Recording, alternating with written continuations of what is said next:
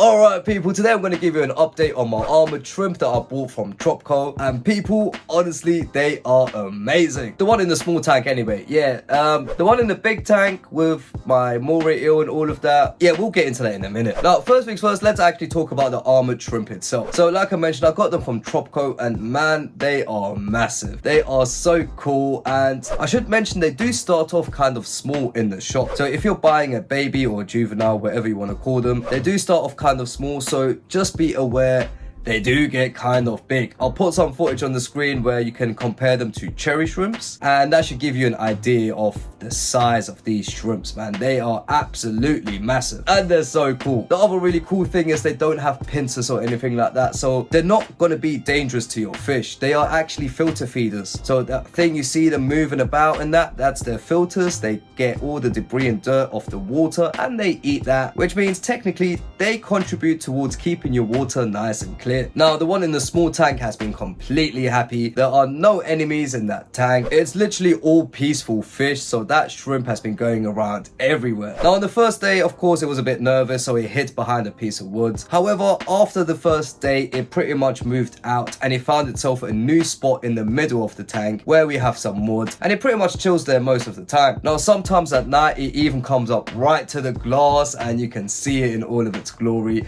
and it looks so cool. And recently, the shrimp even done that during the day, so the shrimp is really starting to get comfortable. It moves around everywhere and it's completely fine with all of its tank mates. Now, in regards to the temperature, I keep my tank at 26 degrees Celsius and they are completely happy in that. That is for both of my tanks, by the way. And when it comes to the lifespan, they can live for a while as long as you're doing everything properly. When it comes to food, I don't specifically feed them.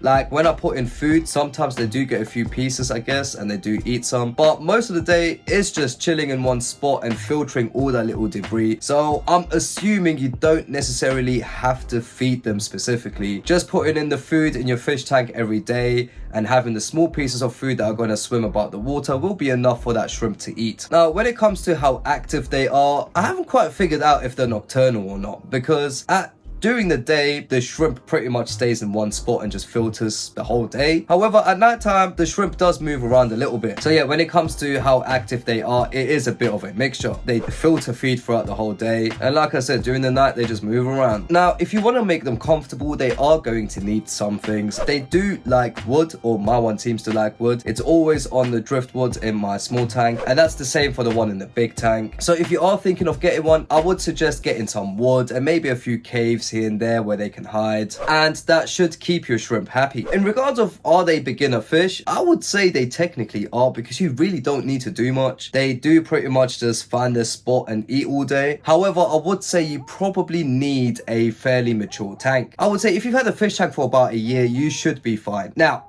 like I mentioned, people, they do get kind of big, so if you don't want to get a massive shrimp like that, there are some alternatives, of course. The obvious ones, of course, will be the Armoured shrimps and the cherry shrimps, which stay much smaller. And the funny thing with cherry shrimps is they are also very easy to breed. Armoured shrimps, not so much. Apparently, you need to breed them in brackish water if you want to breed them. But yeah, there are definitely loads and loads of alternatives. However, the best alternative if you do want to get a bigger shrimp, but you can't get hold of an armored shrimp, would be the bamboo shrimp. They do get to a similar size. I'm not sure if they get as big, but yeah, they get to a similar size. They are also filter feeders and they do look really cool. Now, people, the last thing I want to talk about is the tank mates, and this is where the giant armored shrimp from my big tank comes in. You see, the one from the small tank is completely fine, so all of the tank mates it has there work perfectly fine. That is some neon tetras, got some guppies in there, we've got some cherry shrimps and some corridoras. Oh, we've also got the black rams in there now, and yet they are all completely fine. However, the one in my big tank, it's a bit interesting. You see, it's a massive tank and technically the shrimp could go wherever it wants because the armor is very, very strong. However, for some reason, this shrimp from the first day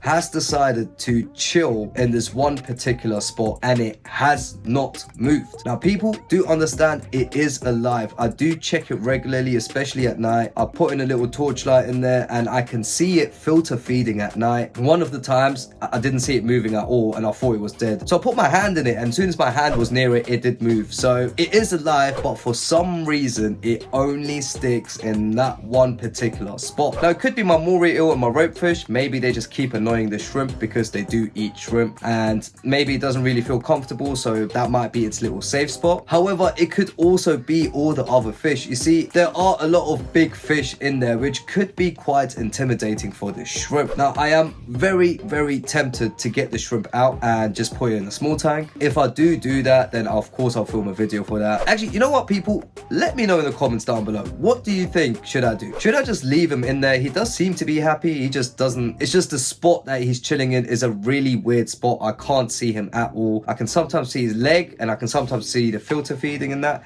but I haven't seen the face since the first day. So people, let me know, should I keep him in the big tank or should I put him in a small tank where I'll probably be able to see him every day? However, I don't know how it's going to react to the other one. Now, before we carry on, people, if you want to see more videos like this every single week, then please remember to like and subscribe. It really helps me out. And guys, we are so close to 1,000 subscribers. But yeah, all in all, people, the giant armored shrimp are absolutely amazing, man. If you get one and it happens to pick a spot that you can see it regularly, they are so cool. Watching filter feed is amazing, and just their sheer size is crazy.